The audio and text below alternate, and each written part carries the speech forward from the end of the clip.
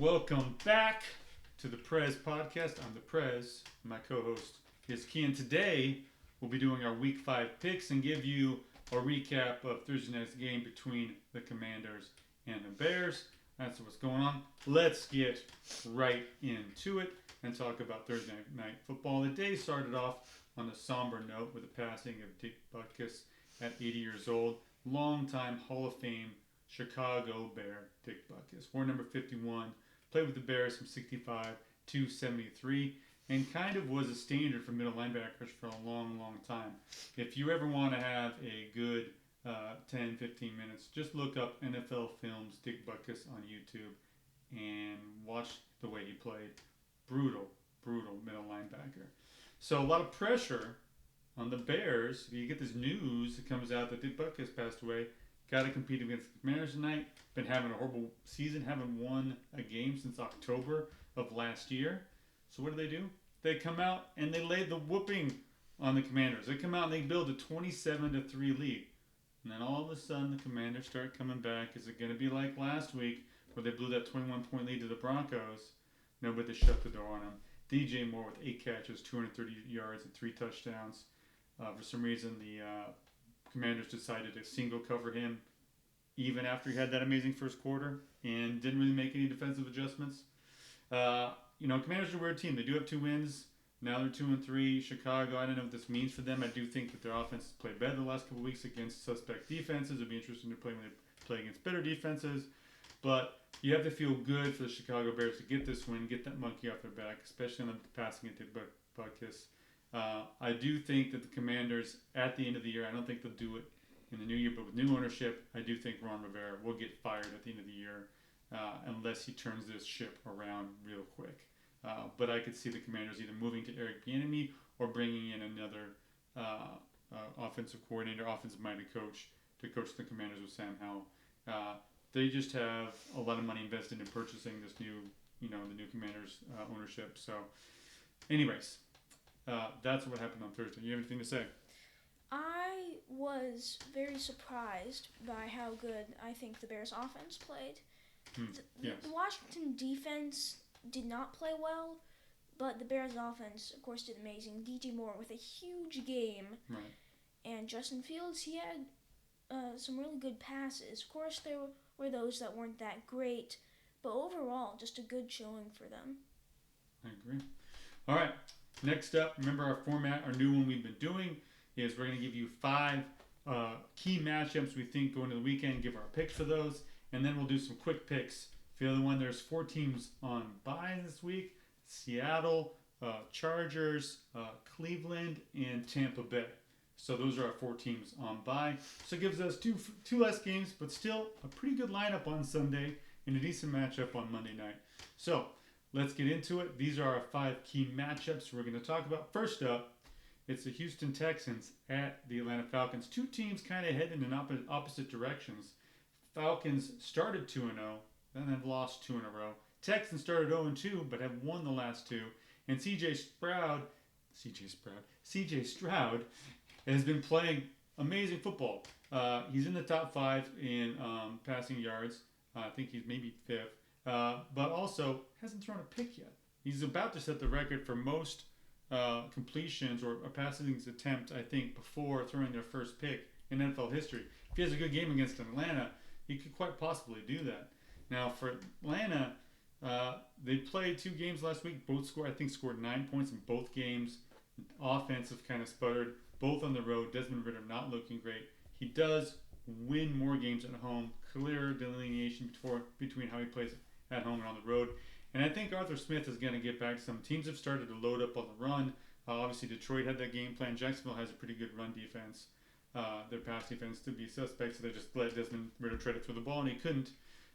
So I really think Atlanta's going to come out and really try to reestablish Bijan and Algiers and try to run the football and punish a Houston Texan defense that did play well last week, but their run defense isn't the best. So I have Atlanta winning this game. I think CJ Stroud's still going to play well. I think that they still have some question marks on defense, and they've had some injuries on the offensive line. I just think Atlanta gets back on track offensively. Wins a close game. Let's say 23-20. I agree that it could be close, but I have the Texans winning this game. Okay, going with the hot team. All right. Yeah, I don't think I think that Atlanta's offense. I don't think they're going to be balanced enough. I think that Desmond Ritter, when he does try to throw the ball, he's going to get pressured. He is going to make bad throws, and he's ultimately not going to play well. If the run game doesn't do good, then, or if they don't utilize it enough, then I don't think that their offense is going to do enough to win this game. With the Texans, if C.J. Stroud still plays very well and the receivers still play very well, then I think that Houston will be able to play well on offense and beat the Falcons. Okay. Well, you and a lot of people think that way, but I'm going against the grain. We'll see what happens. All right, next up, we have the Tennessee Titans at Indianapolis Colts. These two, for the last 10 years, great rivalries and great games. But as of late, Tennessee kind of seems to have the upper hand. And, I like Mike Vrabel against a rookie quarterback, Anthony Richardson. He did lead a comeback against the Rams last week. They almost pulled that out, put the game into overtime. But I just think the Titans, I think that their pass rush is going to do a lot against Richardson. A good pass rush against a rookie quarterback is kind of hard to deal with. And I know that the Colts have some defensive starters out. So I think that Tennessee will be able to run the ball, pressure Richardson, and win this game in Indianapolis. Give me the Tennessee Titans. I agree completely. I think with Tennessee's defense, the Colts offense gets stuffed, gets shut down, and Tennessee has that consistent run game, and they'll be able to slowly whittle down the Colts with that run game and establish that run game, score lots of touchdowns, and I think that they will win. Okay. Next up, another division rivalry in the AFC North. This time it's the Ravens heading to Pittsburgh to play the Steelers. Ravens are 3-1, Steelers are 2-2. Key matchup in the division. Problem for the Steelers is they have no offense. They don't know what they're doing. They have no identity. They've got these playmakers and these good. Pickens is great. Freiermuth unfortunately got hurt. Najee Harris, Jalen Warren, and they look at a sink. I don't know what they're trying to do offense. They got blown out in Houston 30-3 last week. Could never get off the ground. Too many 3-and-outs. And then for Baltimore, a big win against Cleveland last week. Sure, Deshaun Watson wasn't playing, but that Cleveland defense is no joke, and Lamar maybe had his best game of this young season. I think that stays the same, unfortunately. I don't think that Kenny Pickett is going to figure out this offense. I don't think Matt Canada, the offensive coordinator, is really putting him in good positions. I don't think they're running the ball consistently enough and using a quick passing game to give him a little more time. I haven't seen that adjustment made. And I know that Mike Tomlin came out this week after the big loss, and people asked, whether he can make some changes. He said, you got to change something. I don't think it's Tomlin's MO to fire a coordinator in the middle of the season. I think he's just going to change strategy and change how they approach the offense. What that means, to be determined. But against a tough Baltimore team, with Roquan Smith, I just think they're going to be just a little bit better than the Pittsburgh in this one. So give me the Ravens on the road. I agree. I think that Baltimore has had a very good offense, and Pittsburgh has not had a good offense, not as good as we were expecting with the playmakers, all the playmakers that they had. Like you said, if they are able to turn that around and have a good strategy and have a good passing game, then I think that Pittsburgh could potentially pull this one out. But for right now, Baltimore is the better team, so I have them winning. Okay. Next up, the Eagles traveling all the way to Los Angeles to face the Rams and the return of Cooper Kupp. Now, it's an interesting thing. Cooper Kupp coming back. The Rams are 2-2. I think they're pretty happy with how they played without Cooper Kupp, especially Puka Nacua and Tutu Atwell playing really great receiver. And Matt Stafford just throwing darts out there. He has some pressure in that game against Cincinnati, but the offensive line played a little bit better. He's a little banged up.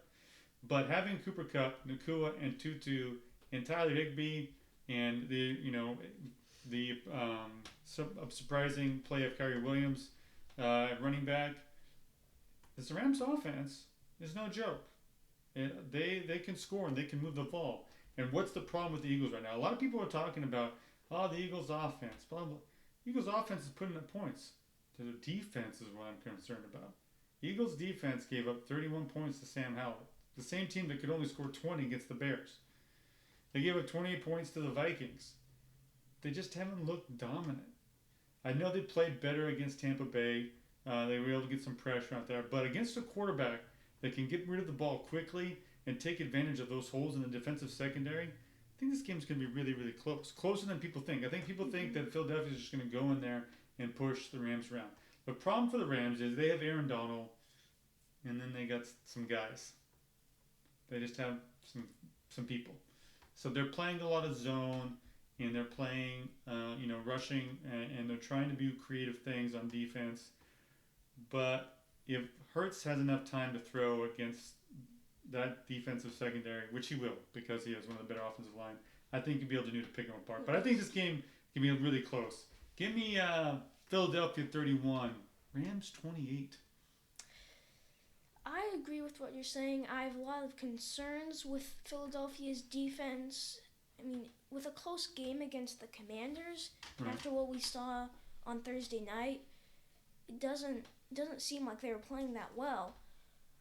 But still, they looked so good last season, and their offense is also playing very well. If they run the ball well, if they pass the ball well, I think it's going to be dynamic offense.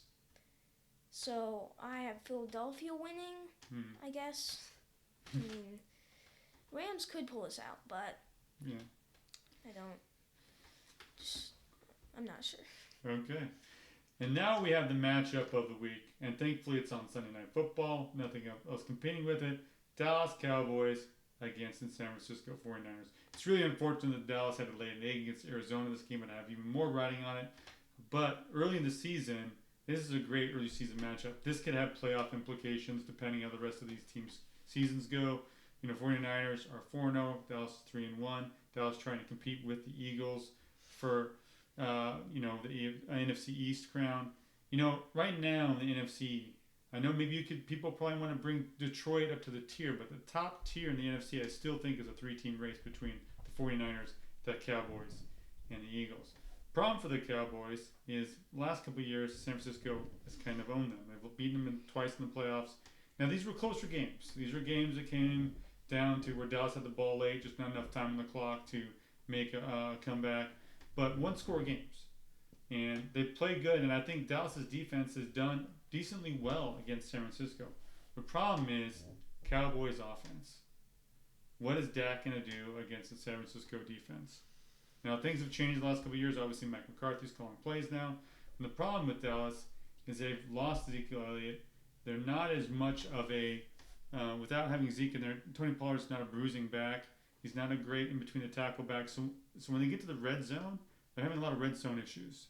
And I don't think Mike McCarthy's really great at dialing up really creative looks in the red zone, which in today's NFL, when you have that compacted zone, being in the red zone, being within the 10-yard line, and if you're able not to punch in running the game, you have to be able to be really creative with how you spread the field and get openings and create holes in defense to score in the red zone. And I haven't seen that creativity from Mike McCarthy. If you watch teams like the Dolphins, who are really creative in the red zone, or the 49ers, who they're facing in the red zone, teams like that find creative ways to get the ball in their playmakers' hands in the red zone to get touchdowns. That's kind of today's NFL.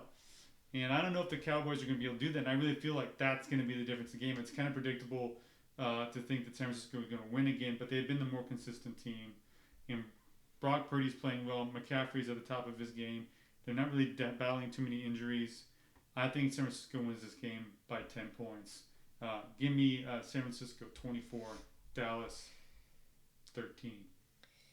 Yeah, when I first thought about my picks for this week, I was thinking, what am I going to pick for San Francisco, Dallas? But when I thought more about it, I was thinking it's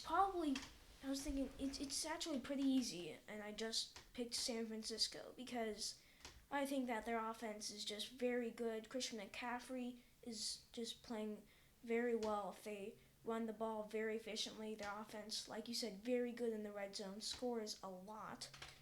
And their defense, of course, is very good too. Maybe the best team in the league. Dallas, they're up there, but their offense, I don't think it's going to do enough. I agree with you. I'm taking San Francisco. Okay. All right. Those are our key matchups of the weekend. Let's get to our quick picks. Another game in London. Jacksonville, I think, just stayed over there because they're playing the Bills this time. Buffalo may be the hottest team in the league. 3-1, won the last 3 games in brutal fashion. Just destroying teams. I don't think that changes. And there's a chance Von Miller plays. In fact, he came out and said he's going to play in this game. So, give me Buffalo. Yeah, I agree completely. Buffalo's going to blow this one out, I think. Jacksonville's defense not going to play well. Josh Allen is going to lead the Bills to a big victory. Buffalo, Josh Allen. Because there's Jacksonville. Josh Allen. Just making sure. There's 2 Josh Allens in the game. You got to clarify. I said offense. Well, you did say offense. My mistake. All right. Next up, Carolina heads to Detroit. I think you did too. All right. Carolina heads to Detroit. Detroit, another 3-1 team. Hot. We got a nice schedule coming up. Carolina, Bryce Young. This is just kind of a bad matchup. Detroit's pass rush the last couple weeks looking better. Guess who's giving up crazy amount of pressures right now? Carolina Panthers.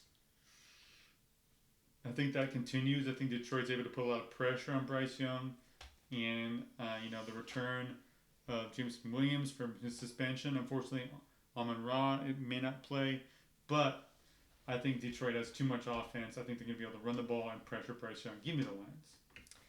I agree with you completely. I think Detroit is a way better team. One of the worst teams in the league versus one of the best teams in the league. Detroit's offense is looking very good. The rush game, especially. So this is very easy. I'm taking Detroit. Right. Next up, we got the New York Giants in a short week going down to Miami to face the Miami team. It's going to be very mad for how they played against Buffalo. And I know the Giants played really poor against Seattle on Monday night. But whoa, talk about a scheduling yikes. Having to play that Monday night game, then go to a Miami team that's mad and has dropped 70 on people at home. I don't know how crazy this game is. If it's going to get out of hand. The great thing about the NFL is you never know what's going to happen. And maybe this game is closer than it's not. But as it looks on paper, Miami wins this one on a laugher.